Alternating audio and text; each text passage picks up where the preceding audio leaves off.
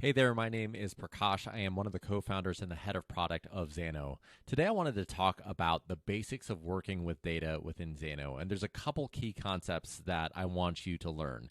And the concepts we're going to cover are functions, variables, dot notation, filters, add-ons, and date and time, okay?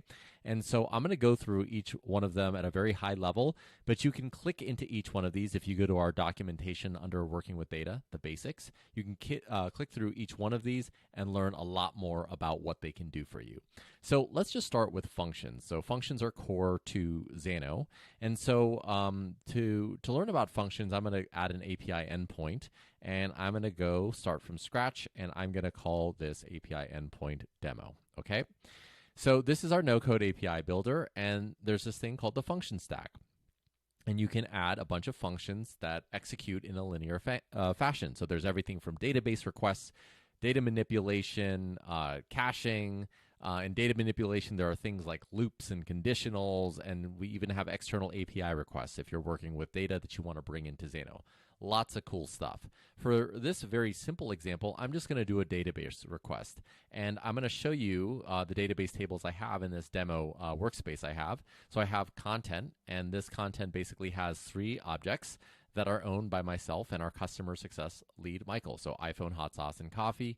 And then these are our 2 users, Michael and Prakash. Okay, so let's go back to that demo API endpoint. And let's go ahead and add a function that just goes to the content database table, gets all the records, it's query all the records from content, and it returns it, okay? So when I go ahead and save this, and I run and debug it, I'm going to get back the 3 items, right? Because what's happening is this one function is going to the database, it's querying all the records from content, and it's returning it as content1. So this brings us to this next topic, variables. What you're seeing in orange in the function stack is called a variable. And you can think about it like a container for information. And it can hold everything from like static text to objects to arrays to all sorts of stuff. So in this case, this is saying that we're going to execute this function, and everything that we find, we're going to store in this thing called the content1 variable. And you can see in the response, this is the variable that's being returned, content1, right? So I'm going to run this again so you can see. It is an object with these 3 items, okay? So I can actually do something in data manipulation called create variable, right? So I can add a brand new variable. And for example, I can call this variable hello_world, and I can just put static text like hello there world, exclamation point. And when I save this, right now in my response, it's returning the variable content1, which was the result from query all records, but I'm going to change it to hello world. So I'm going to change this to hello world. I'm going to hit save. So now if I've done this right, I should see that text that I just wrote, right? Hello there world.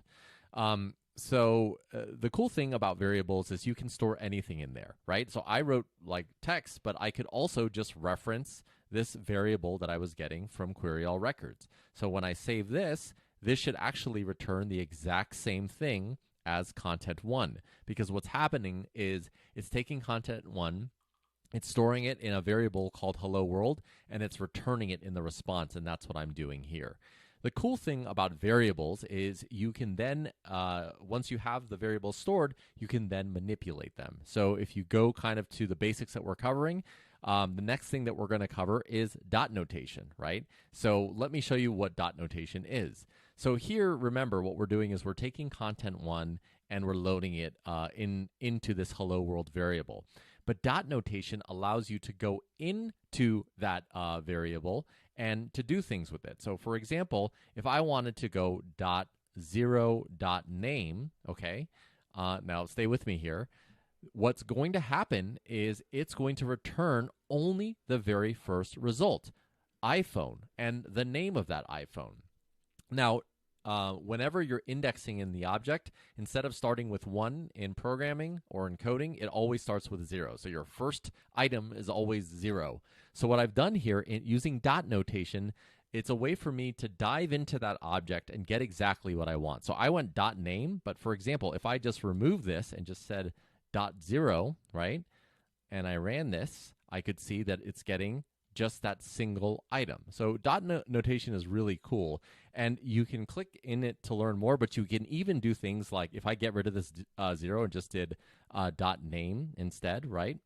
And I hit run, I can see I'm just getting the names of all of these items. So it's actually very cool what you can do with dot notation. And you're going to use this a lot as you manipulate data in the function stack, because you're going to get data from somewhere and you're going to want to transform it, and you use dot notation to get exactly the data that you need.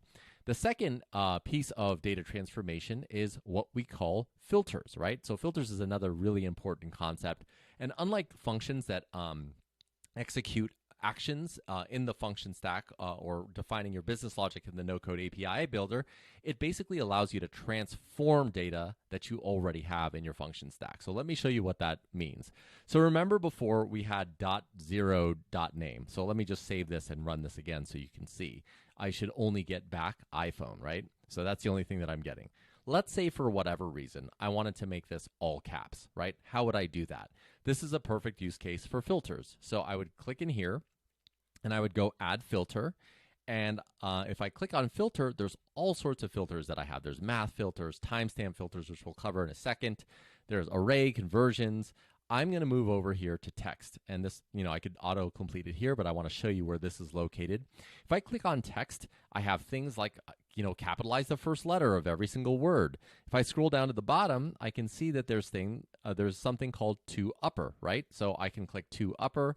I can click update. And what this is going to do is it says, hey, whatever we're receiving here in the value of this variable, just uppercase it, right? So I'm going to hit save. And I'm going to run and debug this, and now you should see a capital iPhone.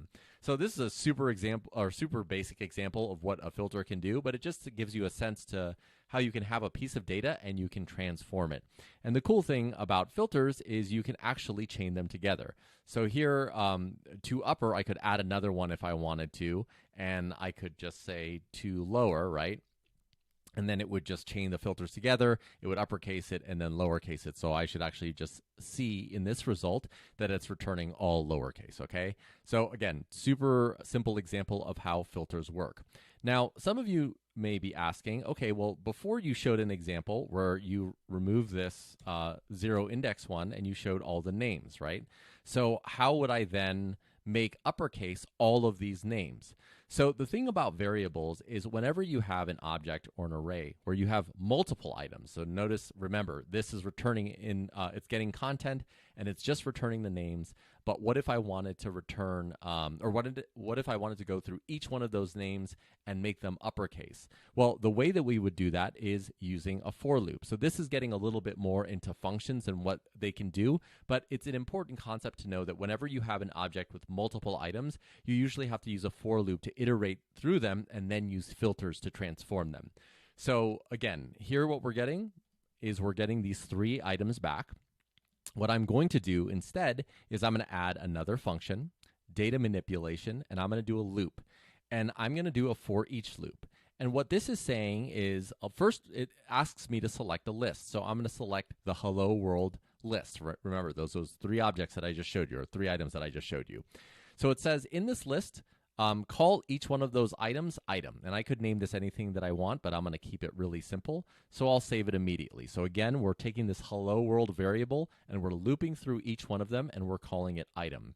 So for each one of these items, it then says, well, what do you want to do with each one of these items? Okay, well, actually what I want to do is I want to do data manipulation. And instead of create variable, I'm just going to do an update variable, right? And what I'm going to do is I'm going to take the existing variable that I'm getting, the item, that's a single item in the loop, and I'm going to return the exact same thing because, for example, I'm getting iPhone, I'm returning iPhone, but then I want to add a filter, right? And then what I'm going to do is because I know what I'm looking for, I'm just going to say to _ upper. And so when I click that and I hit update and save it, this is saying that go through hello world. Save each item as item, take each item, and then make that item uppercase. So now when I return this, I'm getting iPhone, hot sauce, and coffee all uppercase. So that's why for loops are really important. It's one of the most important functions that we have in Xano, and then you can kind of capitalize everything from there, okay? So we've gone over functions at a very high level. We've gone over variables, how they basically are containers for information. We've gone into dot notation, how you can dive into an object and kind of then use filters right over here to manipulate the data that you're getting back, right? So these are kind of the basic foundations of how you use or manipulate or work with data within Xano. So let's cover these last two very quickly. So this concept is called add-ons. So add-ons, let me actually go to the database and show you how the database is structured. So I have content here. So these three items that we were playing with before. And there's a table reference to the users that own these items, right? So if I went plus table reference, that's how I added that here. And so I own these two items, Prakash, and then Michael owns the coffee over here. And then the user table, this is what it's being referenced by. So if I go to the API, what I'm going to actually do is go back to my demo API endpoint, and I'm going to just hide this for now, right? Because this basically says, I want to keep you around, but I don't want to execute you in the function stack just yet. And for this variable, I'm just going to remove this for right now. We just want to deal with this first item right here. And right now, remember, this says return hello world, which is what I was working with. I want to change this back up to content1, right? And I could rename this. If this was too confusing, I could just change that from content1 to something else, but I'll leave it the way it is right now. And when I run it, it should be no surprise to you. It's just returning the basic request from the database, right? No transformation because I've hidden everything. It's just returning it to me as is. But as you can see, it says user ID 1, 1, and 2. Well, I know because there's only two users, this means Prakash. User ID 1 is Prakash and user ID 2 is Michael. But what if I wanted to transform that user ID into an actual user and all of their information? This is where add-ons are amazing. They basically enrich the data that you're getting in your API request with more information in the same API request. So let me show you how to do that. So add-ons usually work when in the query all record function. You go to output and you can see, right, this is the structure of what I was getting back. I can click add-on and I'm going to click create a new add-on. And the first thing it's going to ask me is, okay, well, what do you want to add on? Well, in this case, I'm already getting content or the query all records from the content. I want to add on user, right? And it says, how do you want it? Do you want a list of users? Do you want an existence? Do you want a Boolean aggregate for graphs? We cover each one of these if you dive into the details of the add-on, but for right now, I'm just going to do a single item because there's only one owner that is associated with one item. If there was multiple owners, I would do a list of items.